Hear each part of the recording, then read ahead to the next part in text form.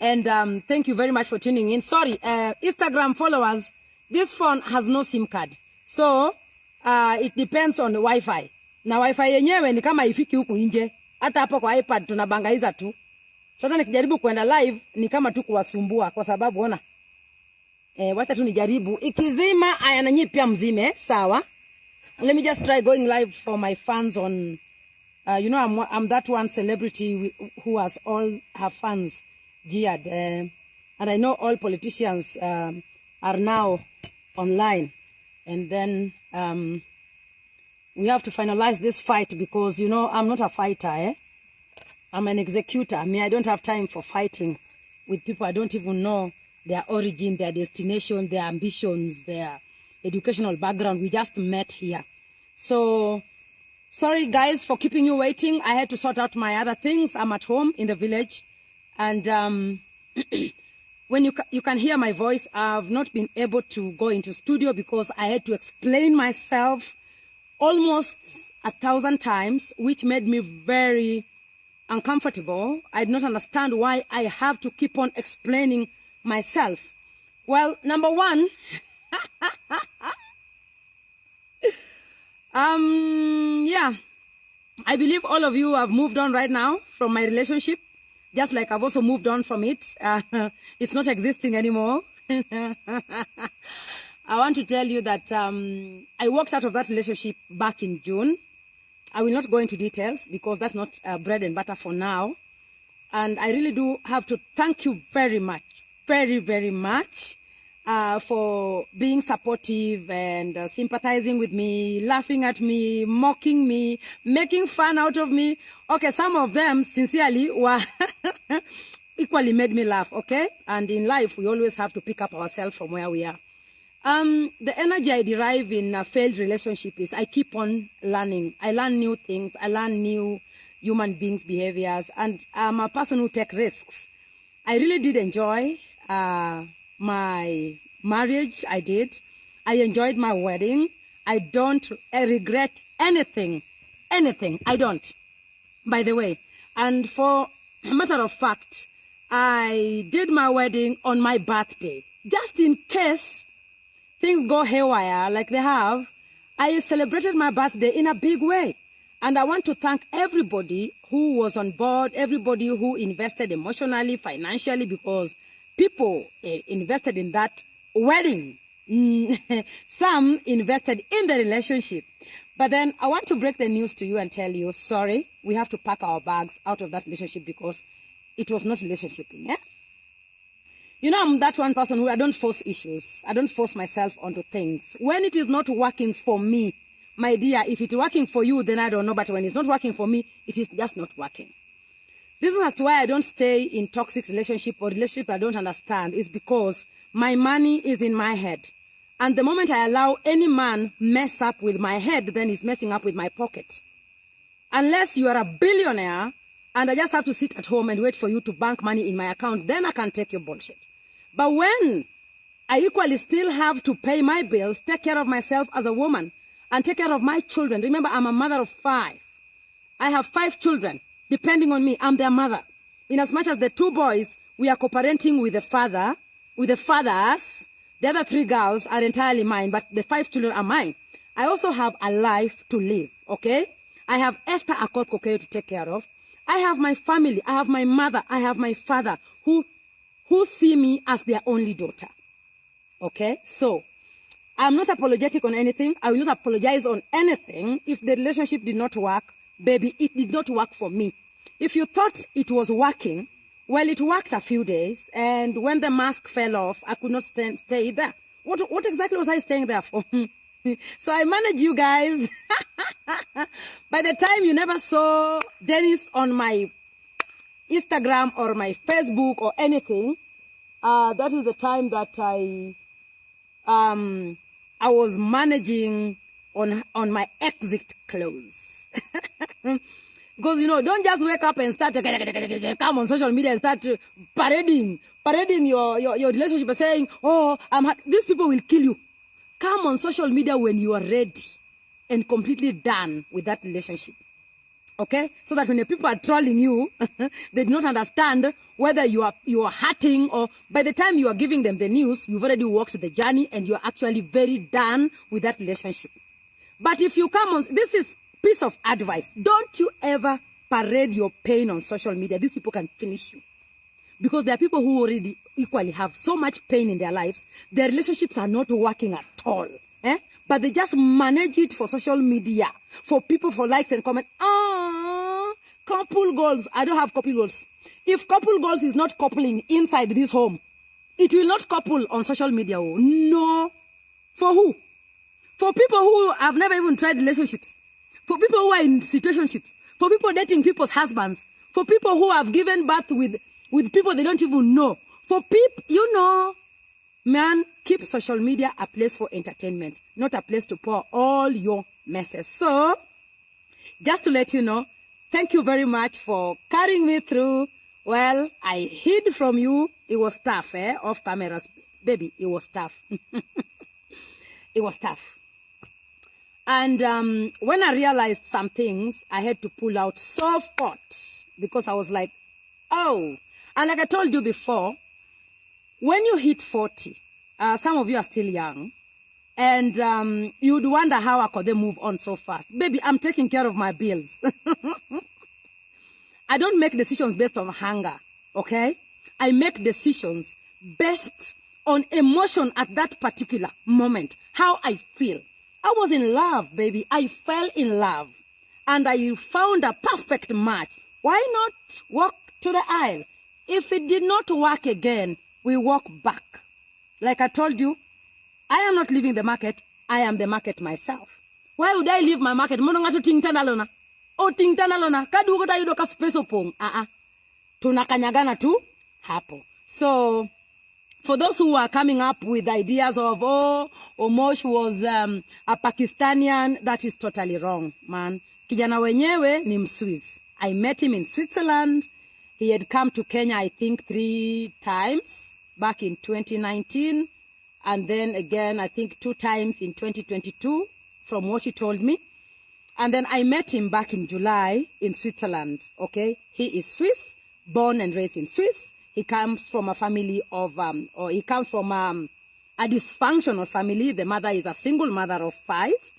And so he is the firstborn, okay? No, he's the secondborn. There's a girl. I met the mother when we went to Italy. The mother normally celebrates her graduation, her birthday in Italy. And I went there. I was introduced. The mother was so happy to see me. I talked to her in Germany. In German, I expressed myself. Okay, I talked to her auf Deutsch. Okay, ich kann ein bisschen Deutsch sprechen. And I told her I am a single mother of 5. I've had so many failed relationships. So just know that your son is going on to the next. So, when I tried the relationship and it was not working, what did you want me to do? Why I'm addressing this is there are some people who are stuck on this Omosh thing, even people who are very close to me. And I want to tell you, I don't appreciate it. When I call you that you want to discuss matters business, then the first thing you start by asking me, where is Omosh? Were we dating him with you? Which part was Omosh playing in your life? Or were you romancing your husband using our videos and photos? I don't take it lightly, by the way. Even some very prominent people would just call me and ask me, and even tell me, no, you cannot break up with Omosh. Why not? Omosh is not the first man in my life, man. He's number. If I was able to walk out of a billionaire, I was able to dump a billionaire.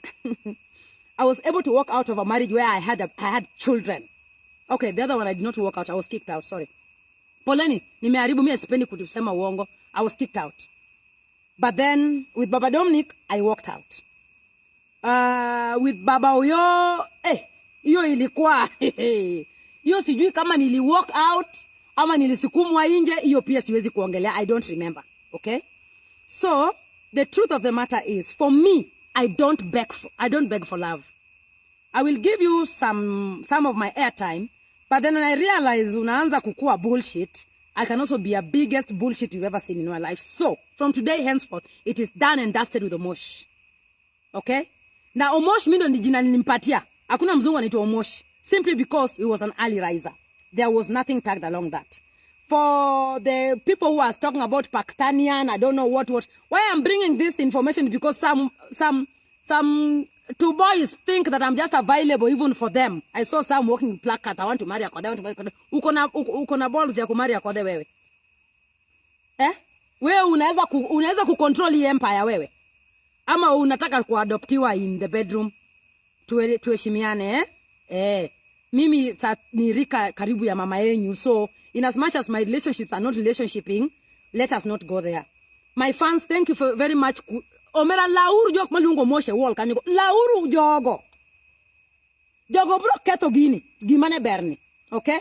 Some would go like, I sympathize with you. Don't sympathize with you. You are laughing at me inside. And you know what? I'm still hot as hot cake, and you can see I am back. Market nilisonga tu kando kidogo. Mimi siwezi ondoka market. Ndio mtu abebe tandalo yangu. Tandalo yangu ibebwi. Market ni hapo tunaoga, hapo tunakaukia, hapo. Yeah. So, guys, that was a short introduction of me being single. Yes, I walked out of the relationship back in June. And I will tell you how I normally walk out of my relationship when I'm still in the relationship. Okay? When we were in honeymoon, I found out some things that I could not keep up with. And then I was like, okay. And then he asked me, will you leave me? I said, no, I love you. And then when I was leaving Switzerland in July, at the airport, he asked me, will you leave me? I said, no, honey, I love you. But for sure, I'd already left. Mimi ni yule dem, na kuachanga kama bado niko kwa relationship, imagine. Yani hata utajua. So guys, that was just a short while. I will not go into details. It doesn't matter. I respect Dennis Omondi. We came from afar. He gave me what I needed by the time I needed it. He came in during the time we had big fights with my family. And I was written off. Nobody was talking to me. I was on my own. So I found a shoulder. And the moment he just said, will you, na nikajibu, marry me? Finish. Will you marry me? Yani sahi usitu kikingero wa ginyombo, kingero wa sani. Ni will you, kadoma wacho ni will you give me water? Wano said wako ni marry me. Okay? So I enjoyed everything. I enjoyed staying with Omosh. I enjoyed living with Omosh. I enjoyed the wedding. I enjoyed everything. All the flight tickets he bought for me. I really do appreciate, my darling. Thank you very much. You are such a kind person. But then the relationship was just not meant to be. I really enjoyed myself. And the bills you paid, aki woi. Ziko na jona token ni nini. We. Aya, again. Mnaona hii nguo anasema ni Pakistan. I personally chose the attire. I didn't want to see him. I didn't want to see him in a suit. Everybody's doing suits. So that was my choice. And I loved him in that. And that's why and I will not delete my wedding video, because I did the wedding I've always wanted. And by the way, I normally get emotional listening to songs that I did, like maybe hymnals and stuff. And I'm surprised that the songs that I had on my wedding, I still jam to them until today. I can still watch my wedding. I don't feel pain about it. So it means I walked over it and it's exactly what I wanted. So if you're hurting that it ended, baby, get well soon. Deal with your own relationship. If you call me today and you ask me about Omosh, I will ask you if he was my husband or our husband. Okay? Going through divorce right now. Yes, and by the time you people are seeing me, by the time I was putting up that press conference, by the way, I was so done with the relationship. You could see how I was up and down. June was difficult. July was heavy. August, tulikuwa tumeanza kupona. Alafu sasa September, ndo nikawaambia, mnajua nini? Muniombe. Asanteni kwa maombi, lakini nilikuwa nishamalizana hiyo relationship. Anyway, back to the topic why we are here. After that, I put my brain and my love for my foundation. I realized that whenever I'm in a relationship, my dear, I can't do philanthropy. Yani na maisha yangu inakuwa tu ni kwa huyo mwanaume mpaka najisahau na kazi zangu na kila kitu yangu. But then I've always had this dream of Akothee Foundation, and you can Akothee Academy. And you can see that the academy is on now, beginning January. Clap for me, please. Some love hearts. Some love hearts. And I did the uniform by myself, Like, I have spent sleepless nights. I've already ordered the uniforms for my kids, for my students, for my pupils. You know, do you love the uniform? Tell me if you love it. Then we'll go to the rest of the things. You know, that's for the boys, a boy and a girl. Send me some love hearts. Kiss me if you can. Clap for me for being a strong woman. Clap for me for being a strong girl. I'm not seeing claps. Okay, thank you very much. So for the boys, the socks will be like that. For the boys, the shorts. You remember my maraga? Yes, it's because of Dennis that my maraga, I had to take maraga to my sister. And those are the kind of things that, you know, I started walking on eggshells. And the moment I started walking on, imagine, look at this beautiful home. Then I have to start tiptoeing. I tiptoe. For what? So that I can fulfill someone, me, tiptoe, in a relationship. Able to watch a relationship to Onge Foundation Sasa. The uniforms are here. And I'm so happy that I will be able to support this community. And you can see this, the uniform alone is international. Yeah, you can see this. The uniform is an international uniform. And the sweater looks like that. Okay, guys? So, you want to see the girls? For the girls, we are going to have a tunic. Okay? We have the tunic for the girls.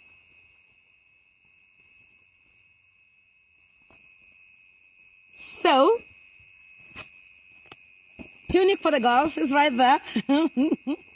She leads, others follow. Akothee never copies anyone. She just does her thing. Either you love her, she cares for the love. You hate her, she doesn't know you.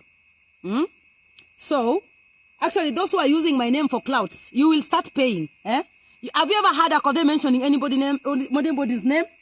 Because those are fans telling other fans about their idol. You will never hear me mention anybody's name because I know my worth. I'm a brand. I'm a superstar. Yeah? I'm the president of single mothers. Yeah? Hata afadhali ile mimba ilitoka. What? Woi, ile mimba kama ningeza. Kama ningeza ile mimba jeje. Sai sasa sijui ningekuwa niko mgeni wa nani sai. Wewe unaona kama ningekuwa mgeni wa nani kama ile mimba?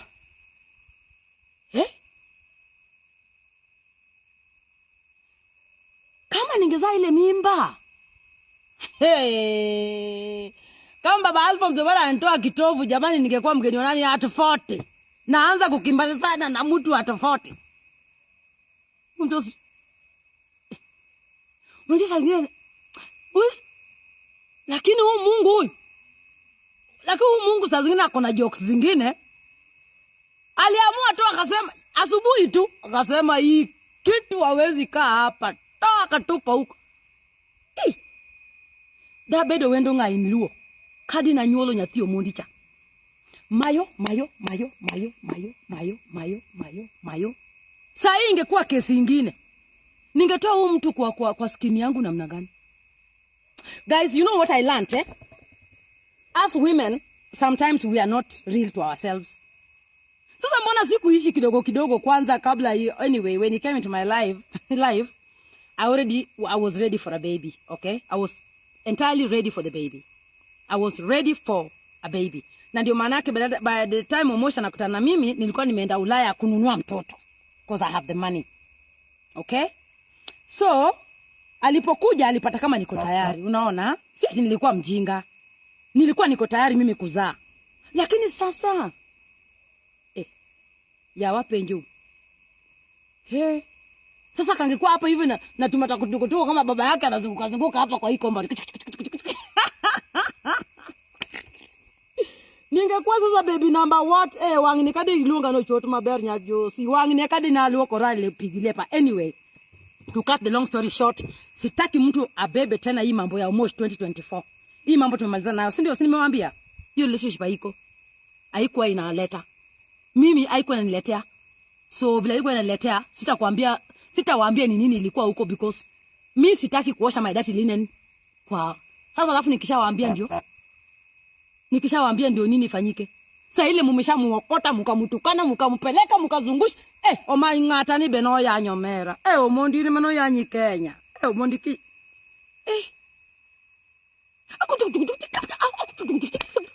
Ya Pakistan, ya bawa.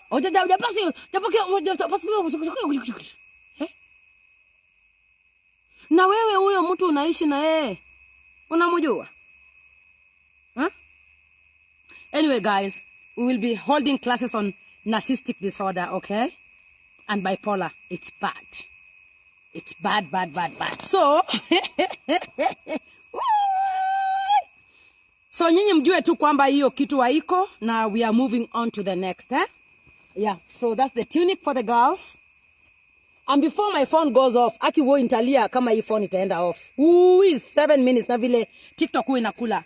So, that is our uniform. Akothee Academy is coming soon. I hope you guys sasa mkona.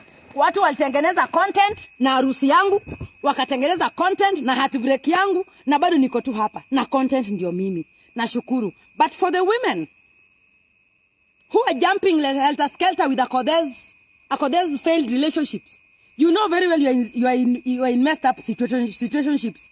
Afadhali waanze kunifollow. Kama ifanyi, achana nayo. Because me, I don't want to die. Me nilisuffer depression. Ukiniona mrembo hivi, ujue siku hizi I come fast, by the way. Me, I come fast. Even before my children, I come fast. Anything that is not happening for me, it will not happen for the other person. I block and delete. Hata uwe rafiki wangu wa aina gani, the moment you start gaslighting me, I block and delete. The moment you start feeling entitled about my life, I block and delete you. For the cloud chasers, I simply send you a demand letter. I will not allow you use my name for cloud chasing. Okay? Again, my TikTok families, I am a superstar. I am allowed to go on each and every platform as long as I have audience. When I come on TikTok, I am not your competition. Our content is completely different. You are a fan, stay there. Okay? You celebrate me, good. I am annoying you, unfollow. It's okay. We cannot, I'm not in your level. We can't be on the same level. We are from different environment, different background, different, we are different, completely different. But if you feel that I am your mentor, just copy and go in peace and do your thing. Stop dragging Akothee's name everywhere. Akothee this, Akothee that, Akothee stand, Akothee sit, Akothee come, Akothee go, Akothee jump, Akothee now, Guam. I will not allow you, by the way. I will not. Nikitambo sana nimbeba ile panga, because now this is my brand. Well, to the main reason as to why we came here is just to let you know that I have zero interest in politics. And I've found myself explaining myself too much to these politicians. I know I'm a threat to everyone. I don't know why.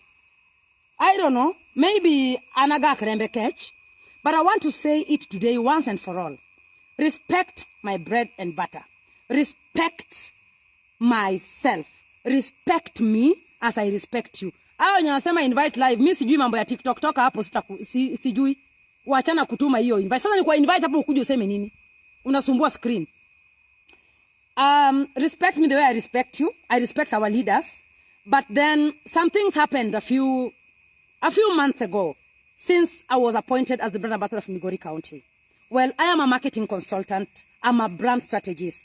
So I have a proper background in marketing, and I have proof of concepts. I've marketed quite a lot of corporate companies, and I know what a brand should do, when, where, with who, and how.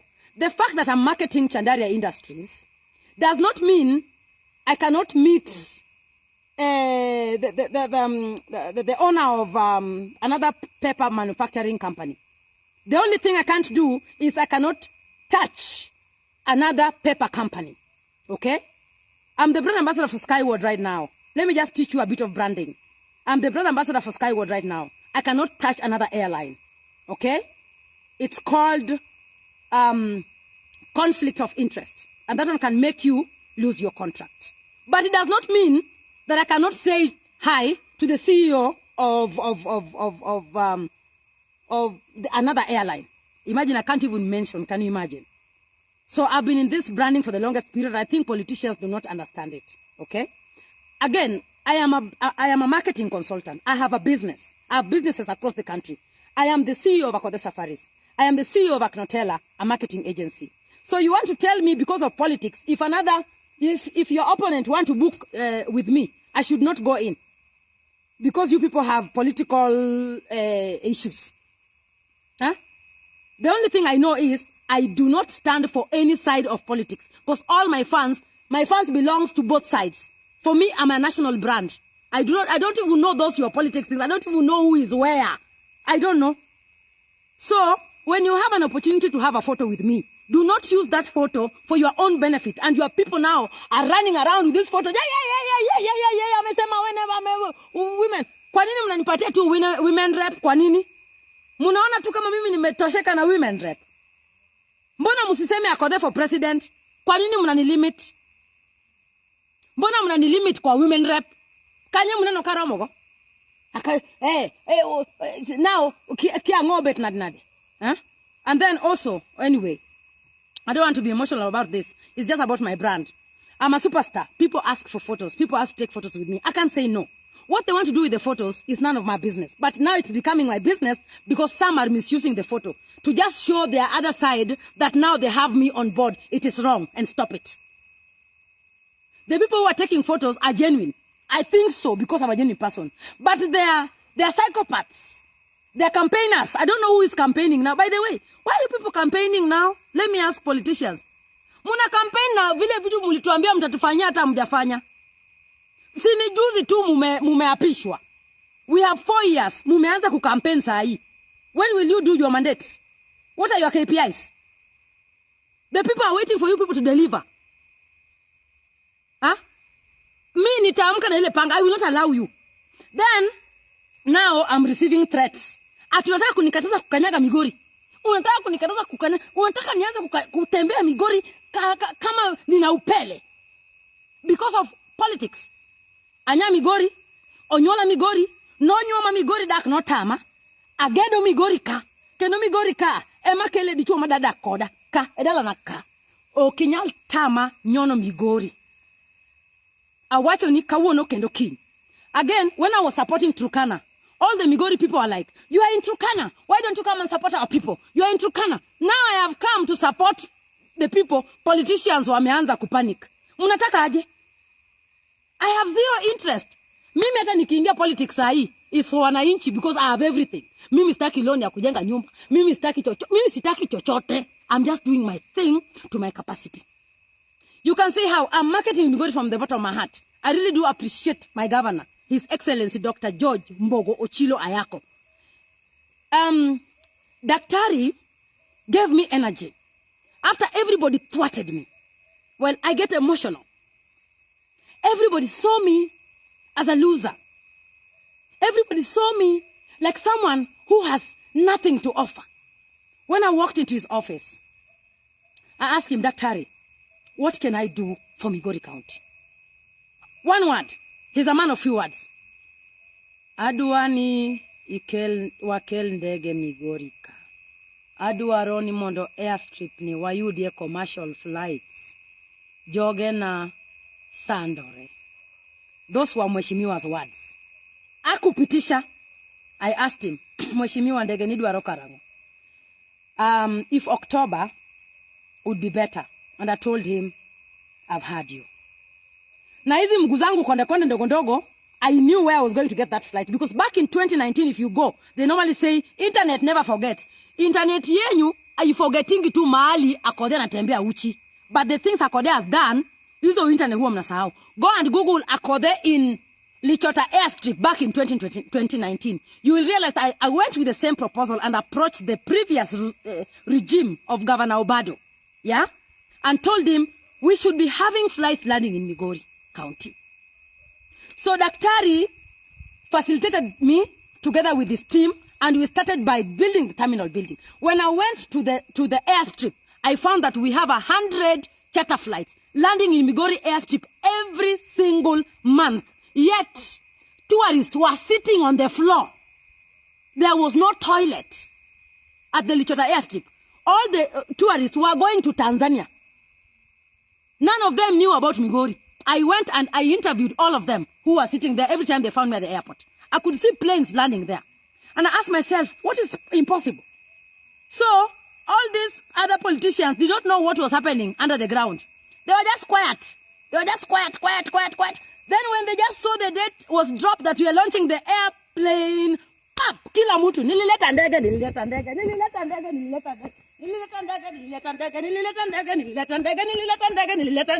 So, it's like hii ndege tu ndio kazi wamefanya for the past 1 year. I'm talking from all honesty.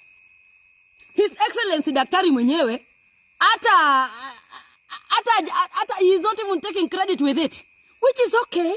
I understood it is politics, but give credit where it is due. Huh? Kwani nyinyi mnataka tu kutumia wananchi na mambo ya politics na kuna kenye mnafanya? Haya. Watu wa women rep wananitumia threats. Mimi hamwezi kunikataza kusimama kama nataka kusimama. I don't need any ticket. Kusimama, mimi ndio tikiti. Ni vile tu sitaki. I don't want politics. I don't know politics. So don't push me. Musinisukume. Naongea na supporters wa women rep. The current women rep. Kama muko na projects. My only concern, I called Her Excellency. Yeye pia anaitwa Excellency, si ndio? Unata sijui hata nini. Airaki, hata mimi sijui. I wanted her to tell me the projects she has for the women so I can support her. She didn't pick up my calls. She did not. I texted her. She did not. I only heard from her people that I'm threatening her. I'm like, me, I'm the president of single mothers. How can I descend to start fighting for a seat of a women rep? So we met on the day of the launch. I'm being honest. We met on the day of the launch. Then we happened to sit on the same seat. So we built a rapport. And I told her, Mama, listen from my mouth. I am not interested in politics. So take it from me. I wasn't pleased with the things she told me. But because I had a bigger vision, I did not. And it appeared as Her Excellency. Okay, sawa. I didn't take it to heart. She told me clearly that some MCAs called her and told her that Her Excellency, First Lady, is grooming me to take her seat. Do I look like someone that can be groomed? Huh? Do I look like someone that can be groomed for politics? We simply went there to support women. And I was wondering why she was not there. It was something to do with FGM. That is her county. She's the women rep, not me. She should have been there to support the women. So then she tells me that, you know, there's an MCA who called me and told me that we cannot give a prostitute votes. Sisi tuko na wewe. Nikauliza, wamesema kwani tulikuwa tuna campaign. Huyo amesema hawezi kupatia prostitute votes. Tunapanga line na yeye Koinange. Tumewahi kutana na yeye kwa bar mahali wanawake wanajiuza. How does she know I'm a prostitute if you are not prostituting with her? Eh? So I'm like, then I ask her, and you? Any woman who has a man in her bed, so you are prostituting that guy. So I was like, anyway, if this is what politics is, we leave it. Then, mambo ni kama hayo. The bottom line is, I don't like sideshows. Okay? And you will not use this opportunity to intimidate me. I received a call of threats coming from wherever the place, okay? And from the people from the women rep. I will not keep quiet because if anything happens to me, then you know I told you. Nobody can deny me interest in Migori County. Nobody. I've been going to Migori County even before I became the brand ambassador for Migori County. I have to protect my brand. My brand is for the people. I am a people's lover. People love me as well. When I go working with Governor Wanga in Homa Bay. Do I want to sit there? When I went working with Peptang and Unga in Eldoret, do I want to sit there? In Mombasa, I was together with His Excellency Joho for 10 years. We never spoke about politics. We just have fun and go home.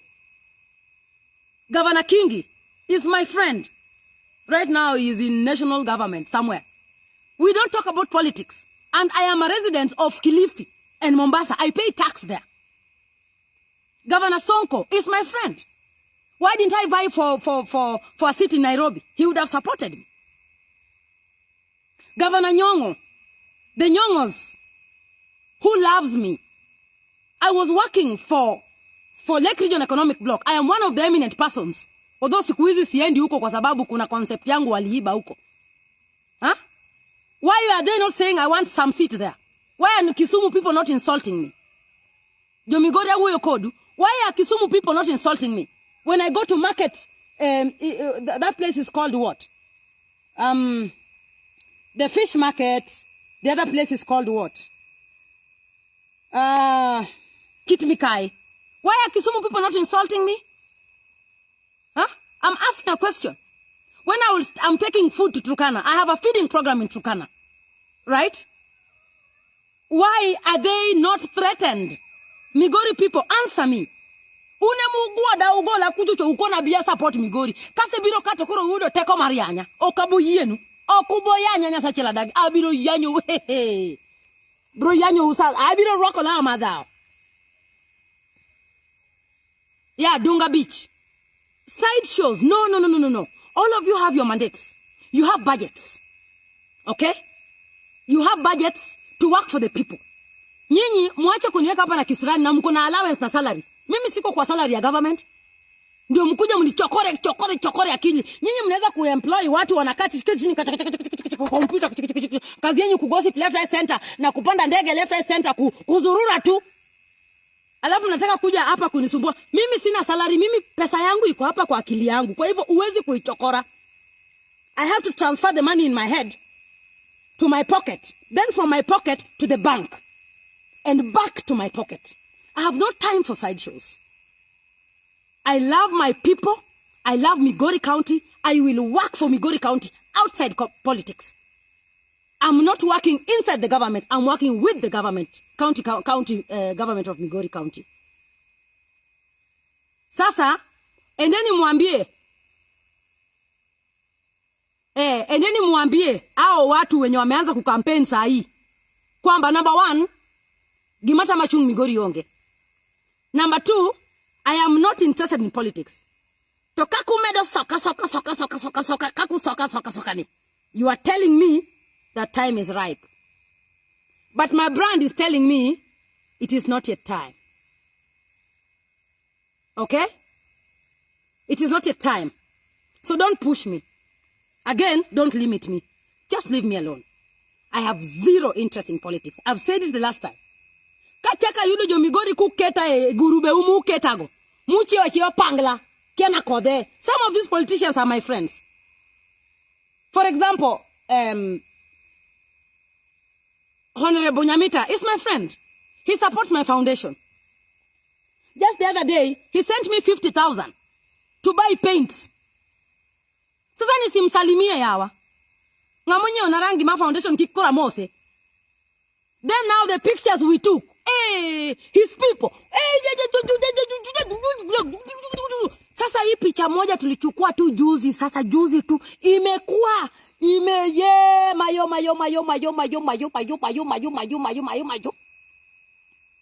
And my governor has not told me not to say hi to anyone. By the way, I came to love Daktari. He is a diplomat. He has never told me not to say hi to anyone. He knows I don't do anything with politics. He understands what brand is. Sasa wale psychopaths. Sasa hata mtoto ataungua kwa nyuka. Kisa sababu Akothee amepiga picha moja tu. Siku moja tumekutana. But we talk. Honorable Nyamita comes to my functions. Hata sasa amesema atanipatia ng'ombe ya kuchinja kwa graduation yangu. Mnataka kuninyima ng'ombe. Niache ng'ombe. Napewa ng'ombe ya kuchinja kwa graduation.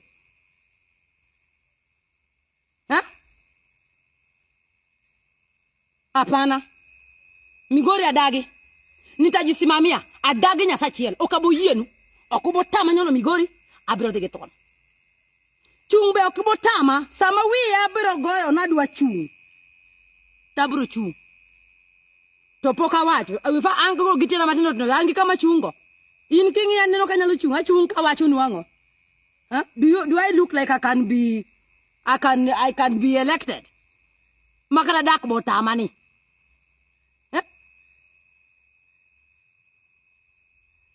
Ati we can't elect. And she will have to tell me the MCA who said that. She will have to tell me through thick and thin. She will have to tell me the MC. The MC or MCA. Or something there. Ati we can't elect a prostitute.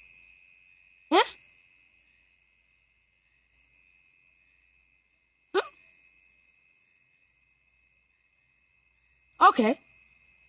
Well, I'm waiting to see. Gima kikitem? Kikiyanya. Ana kiyanya nyirok. Atiko gilweta. So guys. Nishawambia ya kwamba tuweke politics kando, tufanyie wananchi kazi.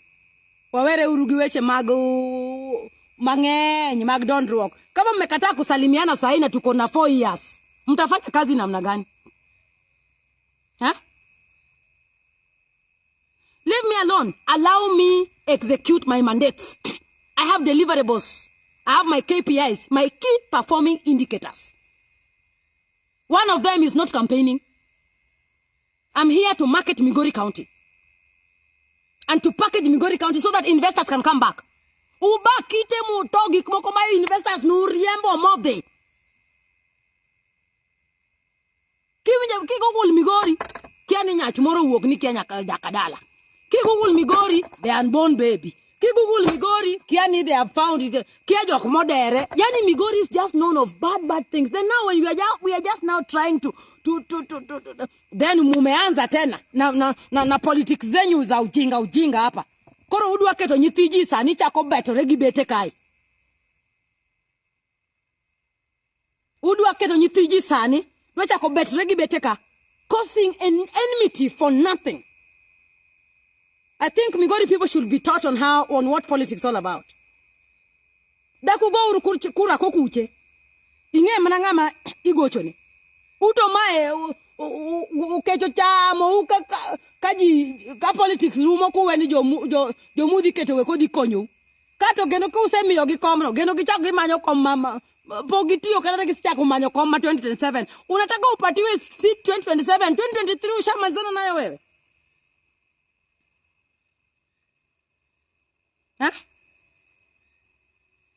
Wewe unataka kiti 2027, ushamalizana na 2023, 2024, 2025, 2026. Ushafika 2027, ushaanza kuona vile wewe, so hata pesa yenye mko suppose kufanyia na wananchi kazi, mumeanza kuficha ya kampeni. Hii pesa yote yao mapolitician wanaficha, mnataka kufanyia nini? Pesa mang'eny muchokogi, udwa timo pesa ginade jowadu. Sanduku ni ile. Kaburi ni ile. Tents ni zile. Si mujitole tu. Msaidia watoto wa watu, hata wengine hawana hata school fee. Watu wanatembea hapa na mineme huku, mwende mulete sponsors. Wakuja malize mineme huku, hata huku kadem. Ya waotek manaden. Mukiona, when you see someone coming to try to assist, anataka kiti. Kwani kwangu hakuna kiti? I need you to know. I have 3 places that naweza kusimama comfortably. It doesn't have to. Wewe wacha kupiga kelele kwa compound yangu. Niwalishe alafu munipigie kelele. Salome.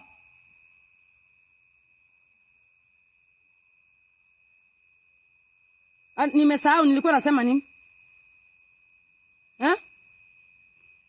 Nilikuwa nasema nini? usilete mambo ya ndoa yangu kunishinda. Wewe nikianza kufuata tu kwenyu mpaka kwa dadako yule, na utapata dada zako wote nyumbani wako, dada zako wote wako nyumbani. They are at home. Marriage imekataa. Marriage does not define me. That's why I walk up with my head high. Marriage does not define me. It's just part of the juice on my table. Anyone with a question? Niko na viti. Naweza kusimama Kilifi. Naweza kusimama Mombasa. Naweza kusimama Nairobi. By the way. Na sio tafadhali. I own residences there. Naweza kusimama Migori. But I don't know politics. Nishawaambia. Hao wenye wanataka kunitukana, chimriko na tir kidogo yanya. Chimriko na tir. Enda uambie Akothee amesema chimriko na tir. Andika hapo chimriko na tir. Hizo county zote naweza kusimama.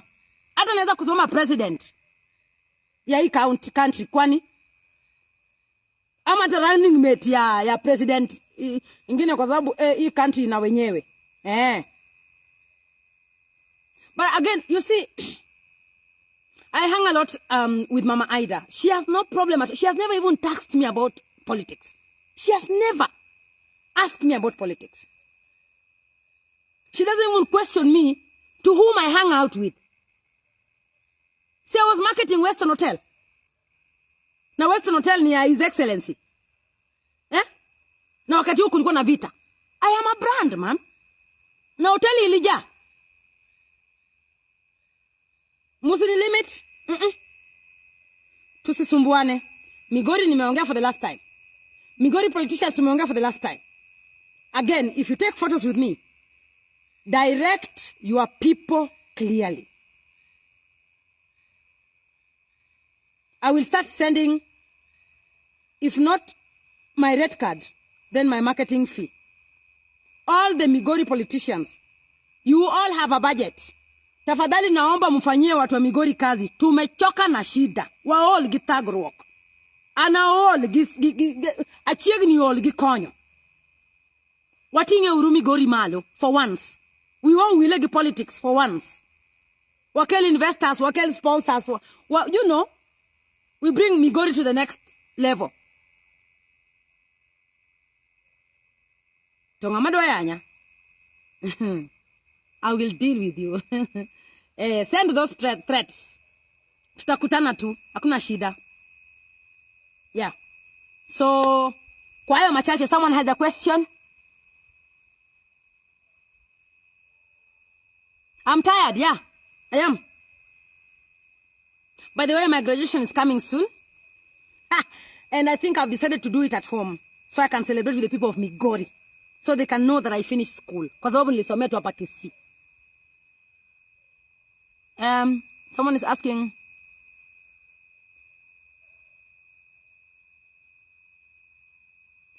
Rubbish. Miriam, omera nyalo yanyi bwana. Mr. Popcorn tonga. Unakatalia kitu yenye haiko. You don't have a life? Allah, excuse me. Yeah, TikTok colors. It went off. Felix. Chadna Simuni. Yeah, so, guys, that is what it was. I needed to clear this air. I don't take your love for granted. Thank you for always supporting me. Yuda, mukipata any politician misusing my brand, mwagikeni kwa hiyo wall kama kitu ingine. Mpaka mpull hiyo post down. Shule ni day school for now. Charge na mauto. Shule ni day school for now. Facebook to yena madho gimoro. Kauno when? Wednesday? Tuesday? Tuesday ok madgik moko ma. Hey guys, okay, so thank you very much for tuning in. I want to go sleep now.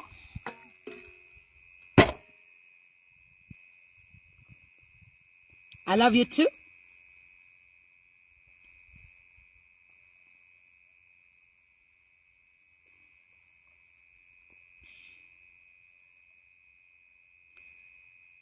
Or take Migori Kanyo, yes. Salome kiki go kokoka. Ma dalana. Salome, this is my home.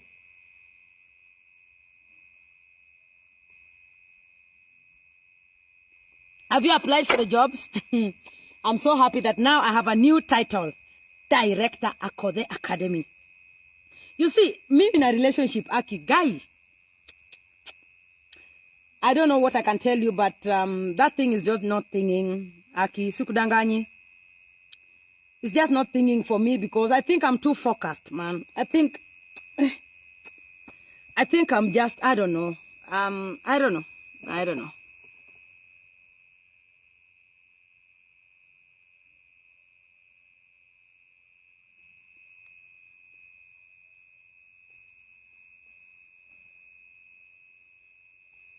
Yes, guys. So, no more question.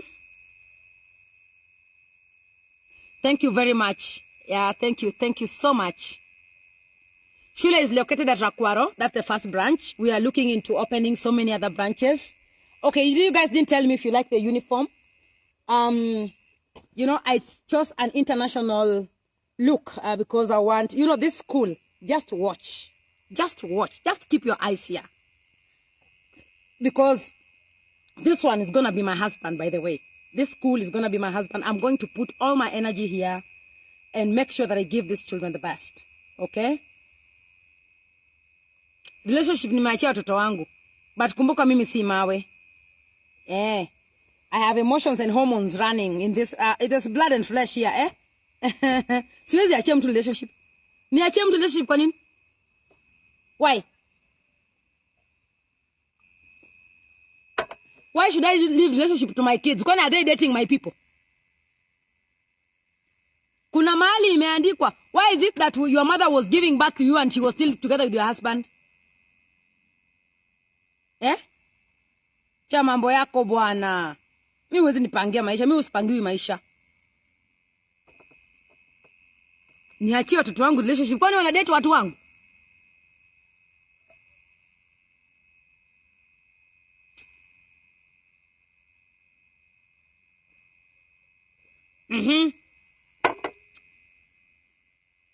Yeah. I'll continue doing what I'm best in doing.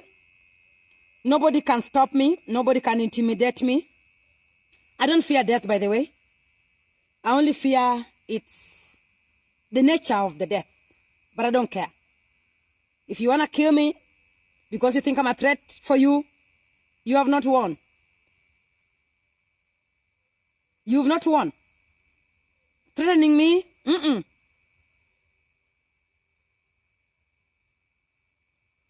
So guys, me I want to go and sleep, Tomorrow I have an early board meeting.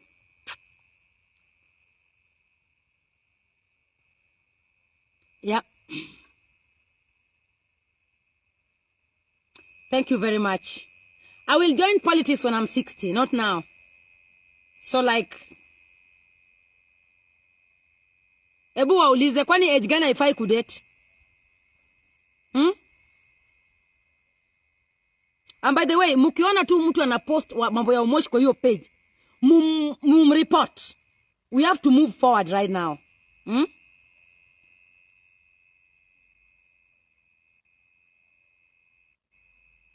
Yes, Omosh is gone. Goodbye. On to the next. Kwani wewe ulikuwa unafikiri aje? Unalia unaona mujua. Ya wangat manakele numana juicy kajo moko tuwere ya ujo neko. Apenjo uyurach. Nyini wendazimu. Uyu Omosh ni olit numala kwa kolit na. Si unakwamilia past za watu nyinyi.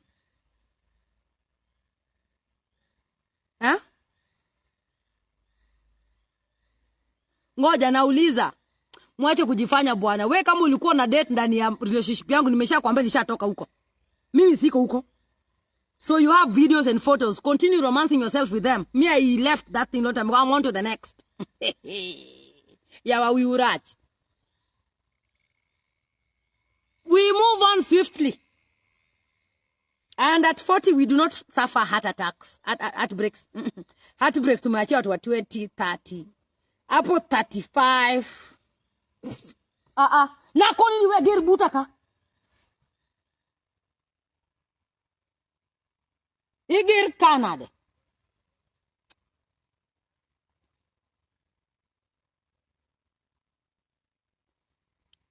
Someone is asking that since you started having sex, you've never given up with it. I've given it down.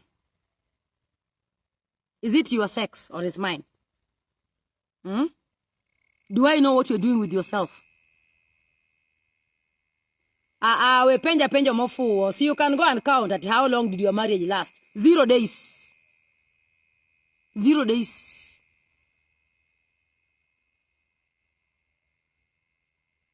Mbona unauliza maswali za clinic? Unataka kufanyia nini the days? Unataka kupima na yako?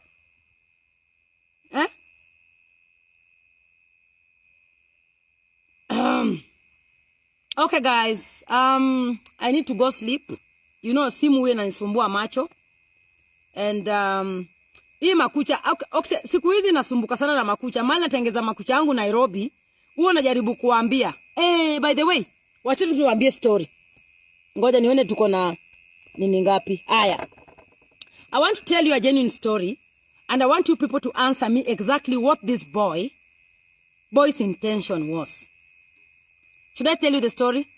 I want to carry you through the things I go through off cameras.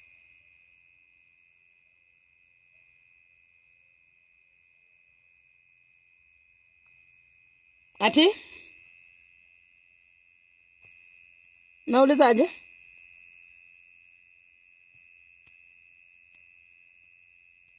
Anyway, should I tell you the story?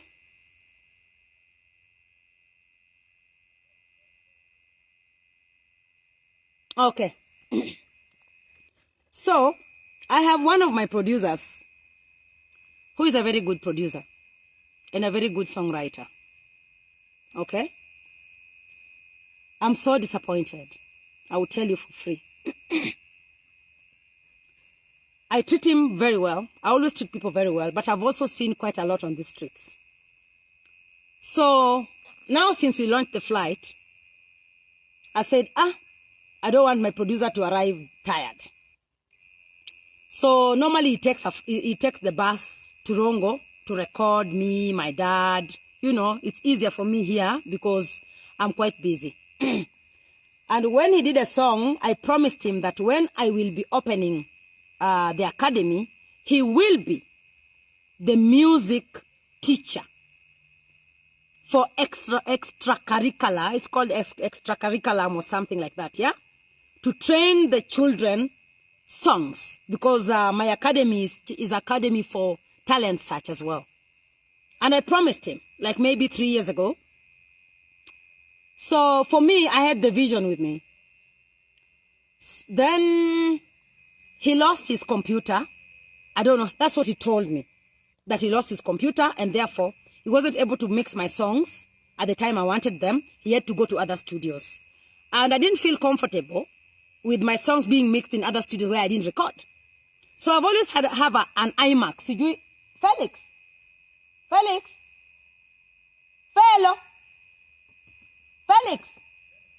Kelna iMac, no? So I've always had an iMac that has always had problems with producers. When I bought this iMac the first time they came, I bought it for almost like 300,000 or something. The first times, that is back in 2014. Then I gave it to one producer who used to produce my songs with all my studio equipments. I think I spent almost like 2 million on studio equipments. When I wanted to take back my studio equipments, my friend, we went there with police. I wasn't as big that time, so I could do all shakara. So, I'm telling you this story so that you can understand how men view women. The biggest problem was that this producer that refused with my Kelna iMac, computer mane producer dota amorecha. One day the producer took photos with me and then he said, wacha nikushike hivi, ndio I trend. I was like, excuse me? So, I hesitated in taking the photo. I'm like, can we just maintain respect? Before I know it, he sent the photos to the bloggers to show that we are dating. And that time we were dating, Neliox chini ya maji kwa mtandao alikuwa manager. Najua lazima manage vitu So I wasn't comfortable because normally I don't want to make my man uncomfortable. When I'm dating a man, I don't flirt around. I don't cheat in my relationship. I don't sleep around. I am one man at a time. I don't even give men other chances to joke around with me. Because we are joking heading to what? Where? This guy is busy giving me happiness. So why am I looking for happiness somewhere else? Why do you want to disturb my head yet I have a man that I've chosen to be with? Excuse me? What do you want to offer me that is not offering me? Hello? So, okay, to cut the long story short, I don't know if this Omosh thing going viral made these boys think that I'm available or something. Now, you see this? This iMac, I bought it back in 2014. Personally, I don't know how to switch it on. I don't know. I have no idea. I've never used it. I gave it out. That's the kind of heart I have. Because I'm like, anyway, I'm not using it, so.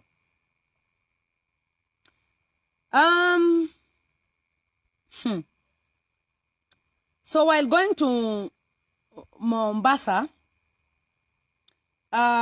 he told me, this new producer, not the other one for 20, he told me that he lost his computer.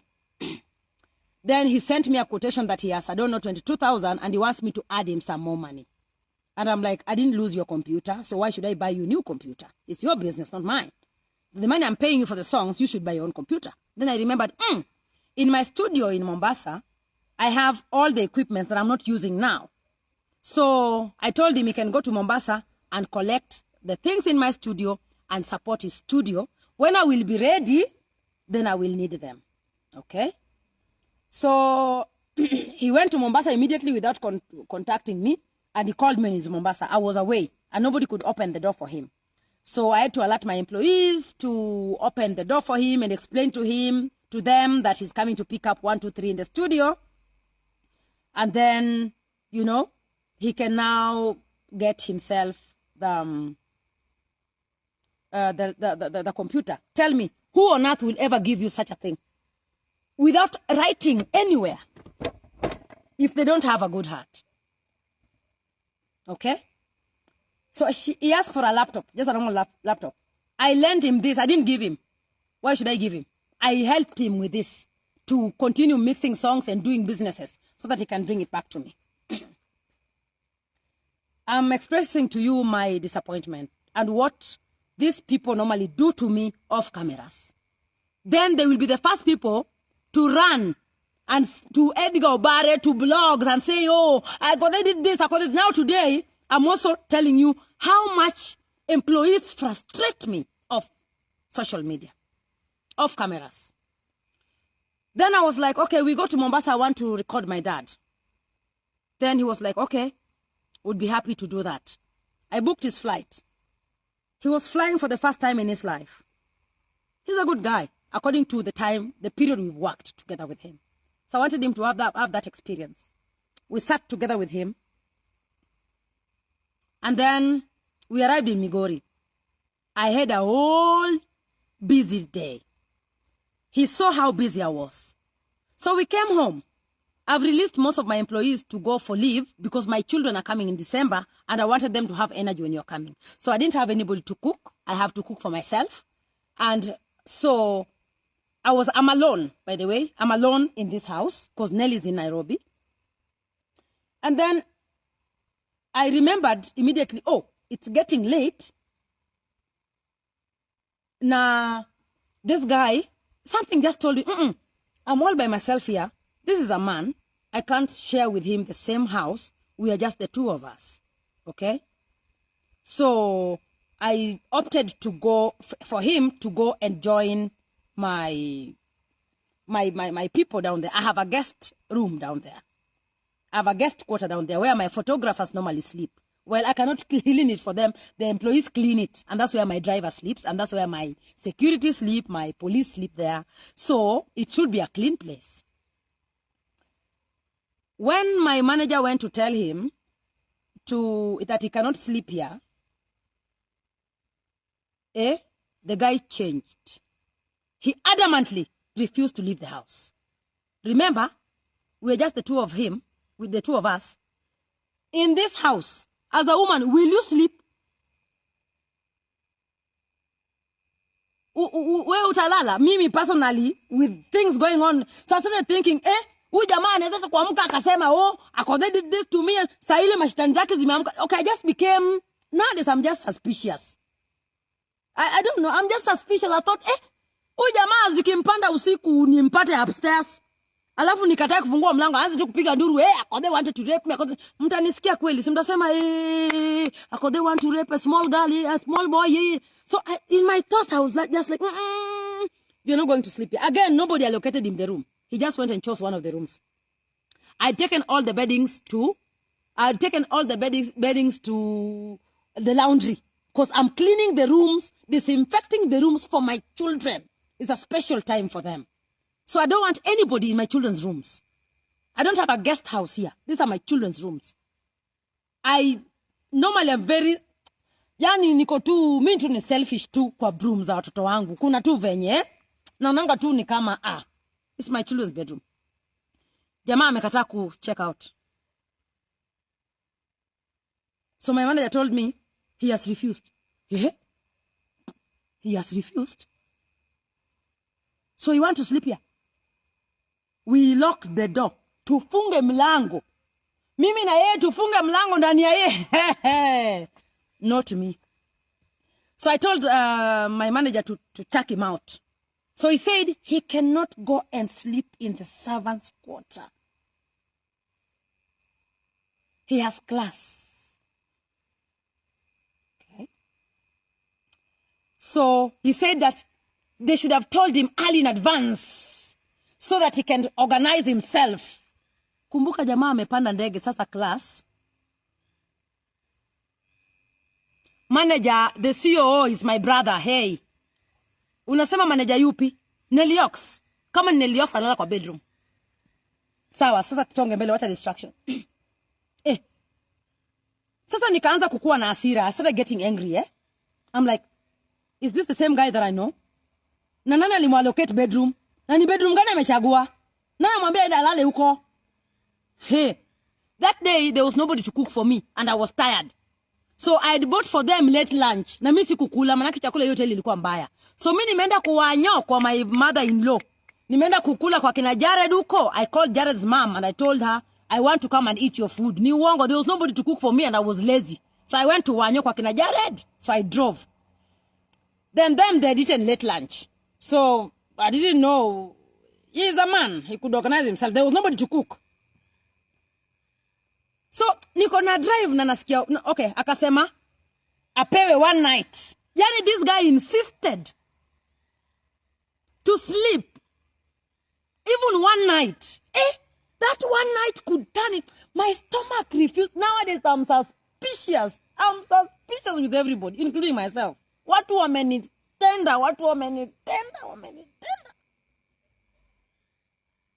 So I told my manager to go and book him a hotel. The only hotel we have here that everybody sleeps. Alivurutwa kama paka kupelekwa kwa hiyo hoteli. Alipofika huko, kesho yake, mimi nimeenda kanisani. Nikamtumia message.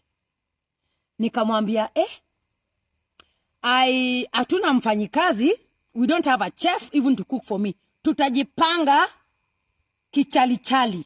So I was expecting him to tell me he doesn't have money so that I can facilitate him. He blue-ticked me. I called him. He didn't pick up my calls. So when I left church, I came back home. My mother-in-law wanted me to go to her home and I told her, no, I have guests at home. So, hey, usiseme hivyo. Usiseme, yani sitaki kufikiria hivyo. Sitaki, I get goosebumps. Chai. No. I found him on the way walking. And he wasn't picking up my calls. So I stopped the vehicle. And I asked him, hey, come in. I've been calling you, you're not picking up my calls. Then it's like, I'm going to see Felix just here. And because he's a composer, I thought maybe he needs his space. So he's working. Felix, can I see machelo cha nyeo bundles? Siwezi kuambia ni nani, mtajijulia tu. So, then, sitaki kumwaribia. Nataka tu kukwambia how women can find themselves in very slimy situations. His intentions, I don't know. But it was weird. Ngoja story nakuja. Ngoja, tulia.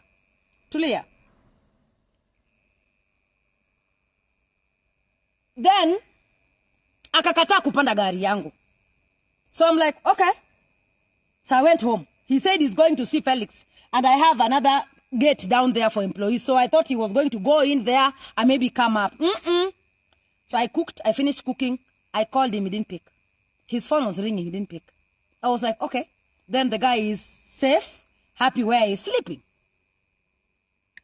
Night came. Me that night, I went somewhere. I covered myself. I danced the hell out of me. I danced. Until 1. Then I came back home and slept. The next day in the morning, I'm calling this guy. He's not picking up my calls. We're supposed to collect the kids to start rehearsing the song for the foundation. He's not picking up my calls. I sent my driver to go and check on him in the hotel. Me, I thought I booked him in the hotel. So I sent my driver just in case the guy died in the room. I don't know. Because he's not picking up my calls. Then my driver went there. Found the room open. The guy is not there. Aki watu wa TikTok iliisha tu hivyo. Situwa invite kidogo. Wasione vibaya. Na hii mambo ya internet sitaki. Inanikasirisha sana. Watapata tu story nusu. So, my driver went and found an empty room. He was told that the guy checked out. The guy checked out. Okay. He was told the guy checked out. Kumbuka, he left my house with my gadget also. Anatembea nayo. So when my manager asked him why he's not leaving this behind, he said nothing is being left behind. Anabeba kila kitu.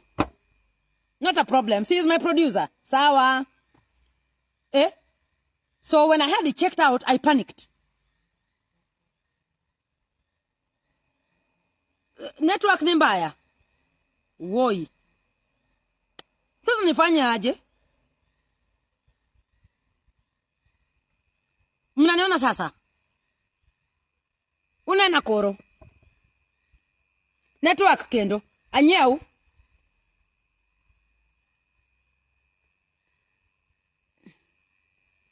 Wait. Ninaweza kubadilisha screen ya TikTok aje? Network iko sawa? Okay, iko sawa. So, nyi watu wa TikTok mmeingia kama tunasema story ya a man who insisted to sleep in my house and we're just the two of us. I don't want to speculate, but my stomach is telling me that there was something wrong. So, when I had it checked out, I'm like, hey, he's checked out. Kwani kumbe alikuwa amekasirika ameenda wapi? I called, the guy was not picking. I sent texts, he was not replying. Then I took somebody else's phone and I called him. The guy was, he said he's in Imperial Hotel, Kisumu. Is there a hotel called Imperial in Kisumu? Is there a hotel called Imperial in Kisumu? So I was like, you are in Imperial Hotel, Kisumu? Ati ya. Mahali alipelekwa kulala, ilikuwa na, he could not sleep. There was no food. There was no soda. There was no water. There was mosquitoes. There was bed bugs. There was.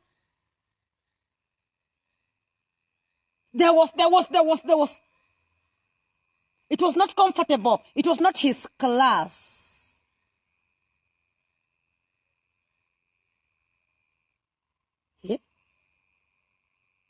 Ninunue data tena. Aya. Ninunue data. Hii ingine imekulwa. Imperial Hotel Kisumu iligeuzwa ikakuwa Sarova Woodlands Imperial. Hakuna Imperial Hotel Kisumu. Wewe pia unatoka wapi? Ngoja kwanza. Wachani ninunue airtime kwa hii simu nyingine.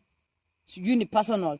Imperial Hotel ilibadilishwa kitambo sana. Nyinyi naye ndio mwingine. Don't just open your mouth, my friend. Kuna ni Sarova. Hata najua iko wapi. Unajua Sarova ni pesa ngapi? Buy airtime. Other phones. Enter phone number. Haya. Kojeni kidogo. Enter amount. 1,000. Enter M-Pesa pin 19. Okay. Haya. Ndio hiyo. So, sorry guys, I was buying airtime for the other phone. So he went to hakuna kitu kama Imperial in Kisumu. Imperial was changed to Sarova Woodlands Imperial. Nikamuuliza, umefika Imperial? Ati hiyo ndio klasi yake.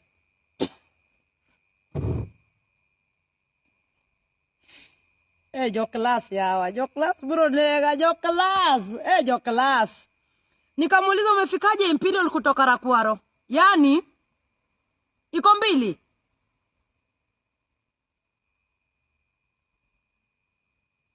Haya. Kuna Imperial ingine Kisumu? Okay, but I don't know. But me, all I know is the Woodlands. So okay. Ni sawa. Kama kuna Imperial, basi ni sawa. Aya. Nikamuuliza umefikaje Imperial Kisumu?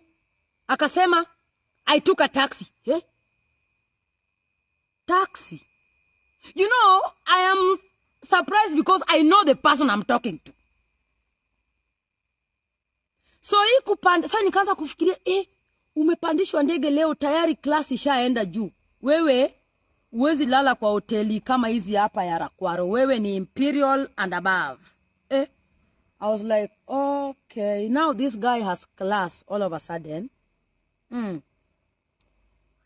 I had to play smart because he had my things. And I'm tired with sending demand letters and kumbe kitu kangu kameraruka. Ngoje Salome kigir kai wibro mi ya homa. Okay. So I panicked because that one showed me who he is, right? Then I was like, okay, now he's in Kisumu, he's in Imperial Kisumu. So he boarded. So that's why I asked him how he got to Kisumu. Is because Nini amefanya thing. Oh, thank you for the flowers, my darling. Thank you. The love. Thank you.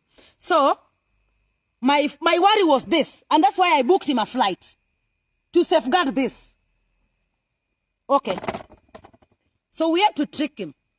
I told my manager, let us be a bit intelligent with this boy, because he's beginning to behave funny. His head is leaving him. He's only left with, I think, Bor. The brain has left him. So trick him to come back that he's coming to record my dad so that he can come back. So he gave me mandates, he said. He sent me a long message saying, you know, Kwanza, hold on. Yeah, he sent a message saying, he will stay in, he had to look for a place to sleep because the place he was taken is not his class, and he had to look for a place that is class so he can rest. And when I'm ready with the children, then he will come and train them. In the meantime, I should look for a vocalist, a male vocalist, that will come and do the backup. And when I am ready, and because he does not want to spend money coming to Rongo with taxi and back to Kisumu. Yani somebody is working in Rongo and operating in Rongo from Kisumu with a taxi. Omera na maonge pesa. Asando rama late. Mbona watu wa Facebook waniwekei maua hapa? Kama mwekeweka maua hapa, tuma love hearts. Aya. So, I'm like, okay, this guy is operating from Kisumu with a taxi to come and record the children here, then go back. Hey, pesotas, this guy is loaded. So I don't know whether he was trying to tell me he's in the... someone that I know that I have to send transport to Nairobi, take a bus to come to Rongo. Now I put him on the flight. Class. Shapanda. I got a bit angry about myself and I was like, I should have left this guy in the bus because he belongs to the bus. Sasa sahi, hierarchy. Sijui ni kama vile aliketi kwa ile kiti ya Neliox, akaona ni kama anaweza kutoshea hapo kwa ndege. Ama ni nini alikuwa nayo kwa kichwa yake, because up until now, I'm not able to fathom what was in his mind. Really. But I'm scared. I feel so scared.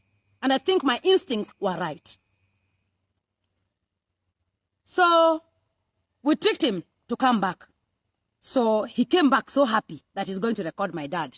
Well, my dad, I've not seen my dad in a while because I've been busy with Migori County things. So, when he walked in, I told the security, the moment that computer walked in this compound, pap, it's not working out. So, when he walked in with Agile. Seeing me, he was Agile, happy. And I didn't want to see him because I felt very disappointed. I thought I should have left you to stay in the bus for 8-9 hours. Basi yaribike huko, lali huko kwa baridi, that's where you belong. Out of my good heart, I just decided to make you have some comfort. So sa usifike umechoka. So, the guy came in. And I saw my computer. Back full, wall. And I know what most employees have done to me. I've collected my things, my cameras with police. I've seen it, man. I've been there. Hata kuna mmoja sahi amekwamilia masimu. He never worked. He asked for 100,000 for salary to be a PA. I didn't have a problem with that. But he wanted to work from home. You are asking for 100,000 and you want to work from home. Kuna corona. Kuna corona ndio ukose kuja ofisini wewe. Well, that's story for another day.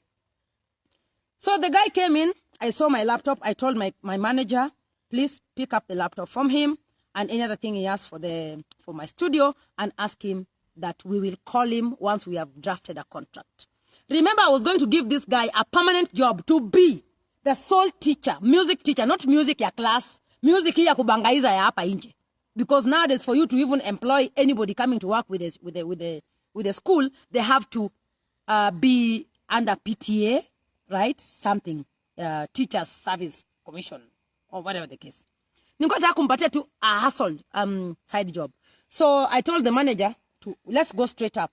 When you do a song with the kids, how much will he charge? He said now he will charge 30,000. Ashasahau the long-term work I was going to give him. I was fantasizing that he's going to get himself a house. He will be waiting for the children to come out of school and then maybe, train the kids and go with the kids up to the nationals or whatever the case, vocals. And, that was in my head, not his. Hiyo ilikuwa ni kufikiria kwangu, si yake. Yeye kichwa yake nilikuwa napiga hesabu tofauti. Labda alikuwa ameketi akasema, aka kako desperate. Labda nikifinya button moja tu nishakuwa Mr. According to how he behaved, that is what I thought. And I was so disgusted, really. Very. Because I don't know why I deserve this. I said, okay. So, ikafika sasa mahali pa vita sasa. Alipoambiwa tu, aache kompyuta. Akaruka. Akasema hii kompyuta si yangu. That is not yours. Yours is bigger. And I left it in Nairobi. Omosh umeanena madongo. Yani, ile maneno mulisema kwamba Omosh alikuwa street boy. Imefanya...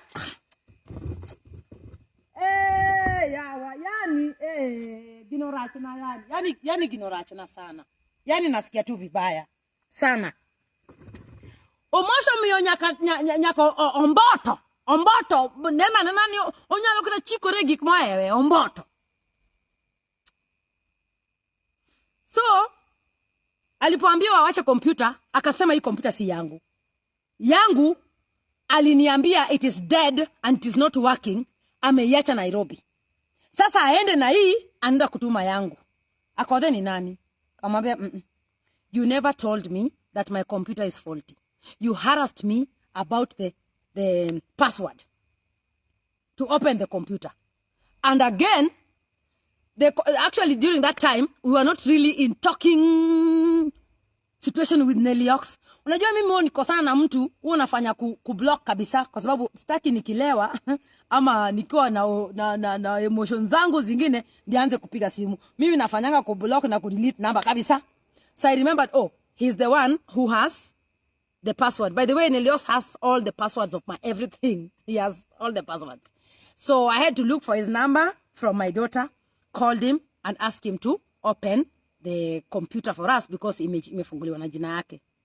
So that's how tight we are with Neliox, so you know. Aya.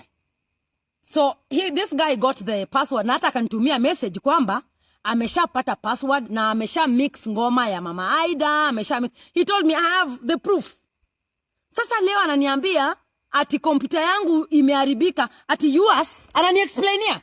Na mimi najua hii kompyuta yangu hata naijua lia na hapa mahali ilipasuliwa na yule nini producer wa kwanza hapa. Unajua ukiangalia kitu yako na watu hii ni kitu yangu. This my I know it. Your thing inasikisa tu kwa tumbo. Haya. Nikaambia my manager, hiyo ni kompyuta yangu. Peleka upstairs. Ndugu yangu naye ni nani? Akabeba. So nikamwambia wewe fanya hivi, wewe rudi Nairobi. Enda chukua hiyo kompyuta ambayo ni yangu. Nelson atakujia. Neliox ataikujia. Alafu hii tutatuma na ndege kesho. Jamaa akasema haya sawa. Akachukua keyboard. Inaitwa keyboard ile ya kuweka hapa ya kufanya hivi. Na mouse yangu akabeba akaenda nayo. Akasema hizi pia si yangu. Sawa tu, wewe acha hizo kompyuta hapa wewe enda. Alafu ukirudi ukishapea Neliox hiyo ingine then tutakupatia hii yako. The guy arrived in Nairobi, si ndio? I called Neliox. Babe, huyu jamaa ni hivi na hivi. Enda chukua vitu. Okay, sawa. Aya, manager akampigia, we, vipi? Kompyuta ya mama iko wapi? Ati iko kwa studio. Okay, sawa. Uko wapi wewe? Niko kwa studio. Tutumie location. Kachukua 10 minutes akatuma location. What's the name of the studio? Ati the studio doesn't have a name. Studio haina jina. Sasa ukitumia location bila jina, tutapata studio aje? Aya. Neliox is on his way. How do we get the studio? Before we know it, jamaa anatuma vitu zangu, anatuma message ati tukamwambia atume picha ya hiyo kompyuta yenye alisema mine is bigger na ilikuwa imekufa hata ifunguki. Na hii alikuwa anatumia. So tukamwambia okay, uko kwa studio, wewe piga picha hiyo iMac yenye iko hapo ututumie. Alipopiga picha akatuma. Hiyo picha ilikuwa tu ni hii yenye alikuwa nayo mahali. So because Nelson, when we bought this one, Neliox is the one who configured it. So details zake ndo ziko hapa hata ya hii comp. Sasa Neliox alipompigia kwamba he's on his way, the guy alituma the rest of I asked him akiwa hapa, is there any other thing you picked up from the studio? Akasema no. Kumba alikuwa amechukua the recording, nitwaje hii microphone, alikuwa amechukua sijui na vitu zingine hapo. Aliweka kwa bolt iende huko kwa Neliox. Mambo. Salome, wacha show. Wacha ni show hapo. Sasa Neliox kanipigia kaniambia the guy has said he has sent the things and actually the computer that is at home in Rongo, that is your computer. Ati he had confused. Can you guys tell me what exactly this guy wanted? A grab what? Naona tu mnaandika grab. Ni tap screen. TikTok inakuanga too demanding. Nifanye aje? Ni tap screen ndo mseme ninaomba gift. Wewe urowada. Niko tu sawa. Haya. So muniambie. Sasa ile nifanya all these efforts tukamwambia sasa tupati computer. Anakuja kusema ni grab top gifts. Una grab aje?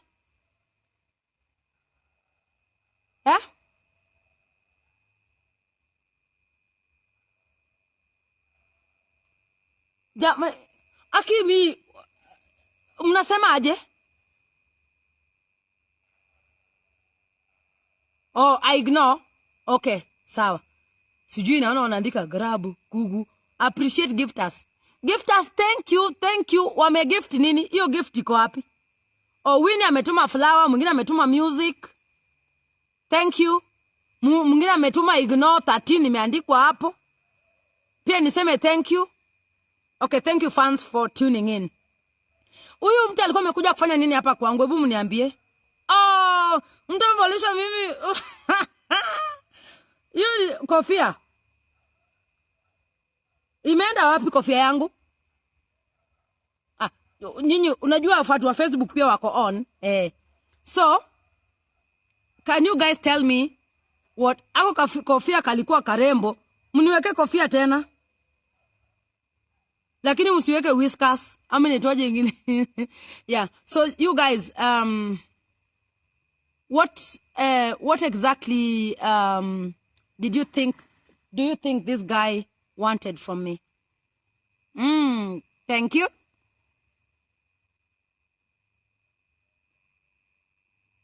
Wamenivalisha paka miwani pia.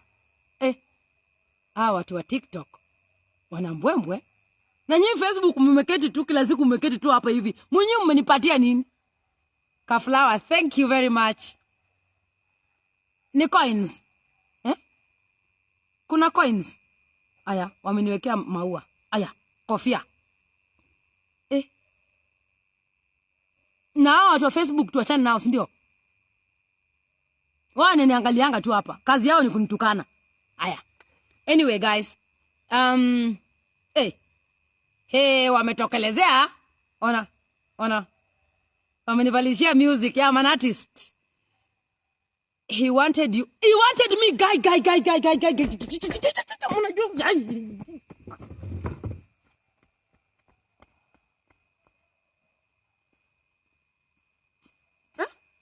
Usiseme yo. I can kill myself. No, that one. No.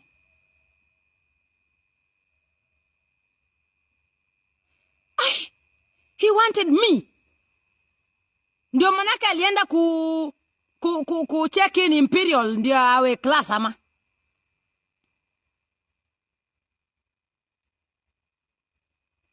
Yeah, is that boy had been paid to bring scandal.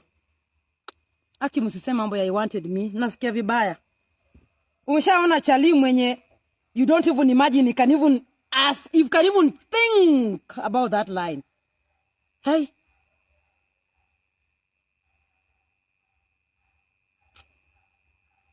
So, that is my experience. I've had quite a lot of experiences here. I've had bad experiences here. God always take care of me. I am human. I'm a human being. I know I'm being fought left, right, center, but it's because of my star. And I don't retaliate because I know there's someone who is working and fighting for me.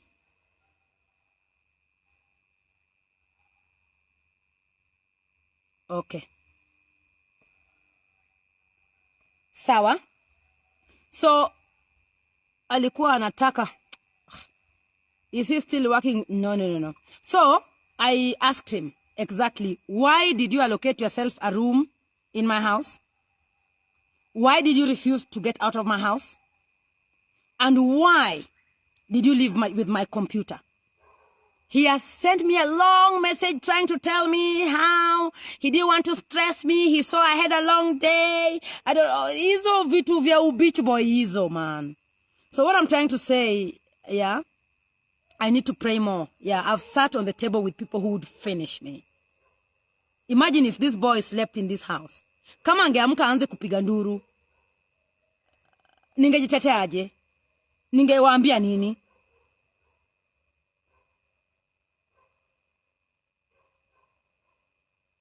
I'm too sharp, man. I'm too intelligent. So saa zingine mkiona watu wakikimbia kwa bloggers kusema amenifanya hivi, sometimes give some celebrities audience, man. Sasa amekuja kubega na sema you will like to help me, I like to support you, if you need me. If I need him, I'll never need him. When people show you who they are the first time, believe them. There is nothing new he's going to show me. Everything that I didn't know about him, he already showed me. So, ni nini nangoja? Is there any other thing I'm waiting for if not my death? When it says that he didn't have any malice, malice is malice. Malice doesn't mean someone cuts you with a knife or someone kills you, no. Malice is when someone makes you feel guilty of a sin you never committed. That's malice. Gaslighting, manipulation, like him not picking up my calls, he was gaslighting me. Trying to tell me that he's operating from Kisumu. Even government official cannot operate from Kisumu.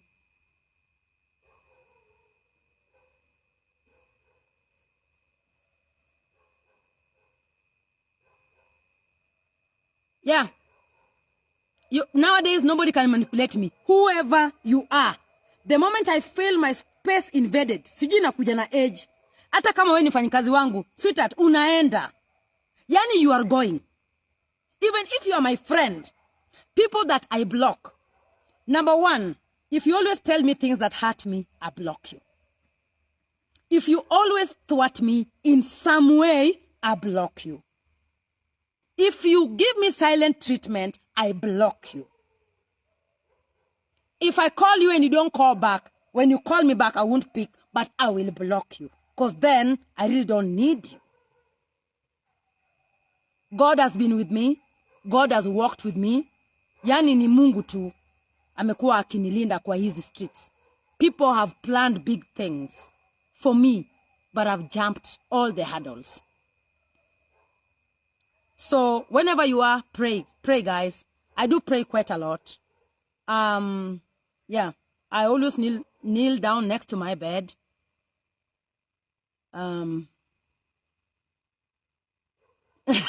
Someone is writing, who wants a Ben 10 with no class? A Ben 10 should go package yourself kwanza. Sasa we mwenyewe una hata eni unakuja tu. Aki Omosh. Hey.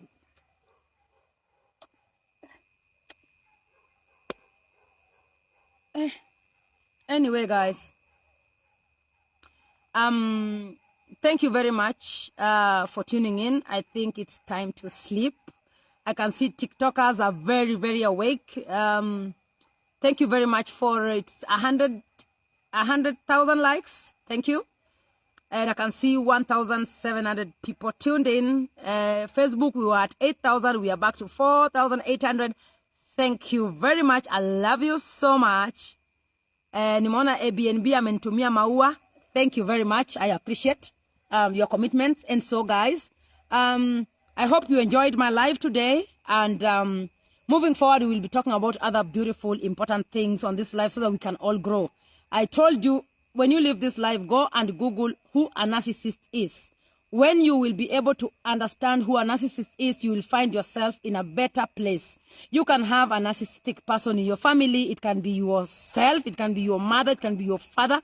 It can be your friends. It can be your children. I mean, guard your space. Take care of your mental health. And be who you are. Either people have to adhere by your rules or either they kanyaga inje ama wakanyagishwe. Nobody wants to go 6 feet under without enjoying this life. Okay? What's the time now? Wow! It's midnight.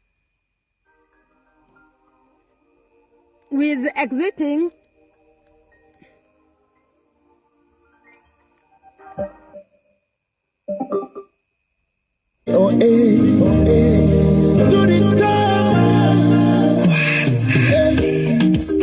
Salima wo najua maisha yako yaliyumba pale ulipo wapoteza wazazi wako. Yule Salima wa jana sio Salima wa leo. I love you too, guys. I know we are going through very difficult moments, and the only thing you can do for me is always stay positive. Don't allow anybody cross your line. Don't allow anybody limit you. Do whatever you want to do with whoever you want to do it, as long as you're not crossing anybody's path. You're not causing any traffic jam because you are on your lane. Those who you are hitting along the way are standing on your lane, and don't allow it. Kick them and move forward. Okay? Let nobody limit you because the potential in you is greater than what they're saying. Don't be afraid of what people say about you, because they're always saying, the ones you've had cannot be compared to the ones they are gossiping, the ones that they can't type with their hands. Everybody is going through something. Everybody here, as we can see right now, wants to change something in their lives. It's only that they do not have the energy to get out of that kind of situation. So when you see someone strong like me, do not try to hang on your gorilla on my back so I can start feeding your gorilla. I already have my monkey I'm dealing with. So kila mtu deal na depression yake. Kama sasa unaona hizi mikucha zinanisumbua. Nilizifanya Nairobi 2 days. I took a flight to go and do my nails. I came back. My nails are broken. Hii inanisumbua na nikosia usingizi. I don't know why someone cannot come and put up a nail bar here in Migori County. We've now opened business for you guys. Okay? What I'm saying, don't allow anybody limit your potential. Go all out there. Do whatever you're good at doing. Okay? We have enough space for all of us to make enough money and live a good life.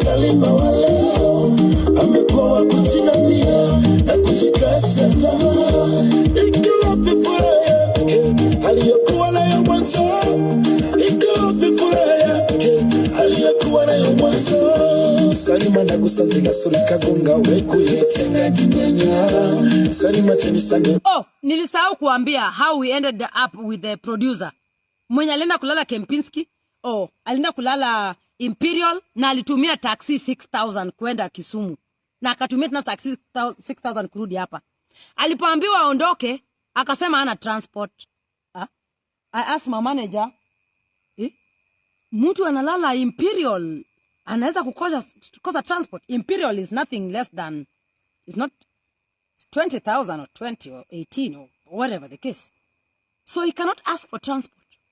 Me, I paid for him flight to come here, do my work, which he failed to do. Why should I pay for his transport back? Na mtu mwenye anaweza kuchukua taxi, si achukue taxi ingine aende Nairobi. So my manager was like, oh, just release him, then I sent him money. This guy left with a pikipiki.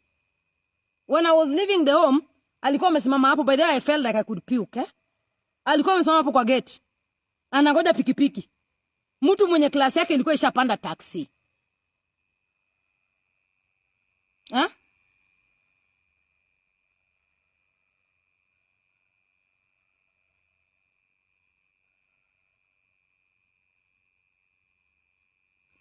Si alichukua taxi tu Kisumu. Shida iko hapa akichukua taxi tu Nairobi. Wadia nindi jokama. Wacheni nikalale. Weura dia nindi. Mimi ni mwana ya kutosha kwa hii dunia. Na wale wanawake wanatumia jina yangu chase clouds. Stick to your lane. I never mention anybody's name. I'm not comparing myself with anybody. I don't even know you, nothing. Kindly, I request you to stay on your lane. Siku hizi, I don't give anybody platform. Siku hizi si mention maji. Ati vile kitambo. Ati ndo nikupatie attention. Ati mimi. Demand letter. So either you pay or you shut up. So ni hali ya kuheshimiana, Kila mtu tuaishi maisha yake. We have enough space here. You can do whatever you want. In fact, inuka, anguka, cheka, fanya mwakwapa yako, everything. Just leave people alone. Leave people alone. Hi. They're saying hi. Guy, aki TikTok wako active, wako busy. Watu wa Facebook. Wazee wenzangu hawayuni. So guys, we go to sleep. Ice cream. Aki nimeona ice cream paka nimeona mate na anguka. Hii ice cream ni nini? Naona Airbnb. Airbnb ameni gift sana. Amenipatia ice cream times 1, ice cream times 2.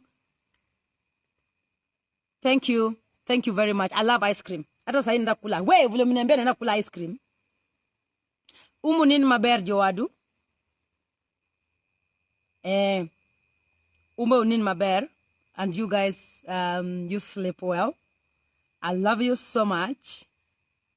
And, gift ya TikTok ni pesa. Kama hii kofia umenivalisha hii ni pesa. Yeah. So guys, I really do love you. Thank you very much for tuning in. You kept me company tonight. And, watch out. I posted a number that is trying to swindle people. Left, right, center. They tried to swindle Nelson. He was too intelligent. Nelson, Neliox is a man of few words. Nell is a man of few words. Okay? So when the lady approached him, he was like, huyu ni scammer. And especially when he asked kwani wewe namba yako ni nani kama niko namba ya ladama sijui na nani. Sasa scandalous anagombana hata na client wake. Yeah, so yeah, thank you very much, guys. I love you so much, and I wish you a lovely good night, okay? I love this song. Normally it calms me down.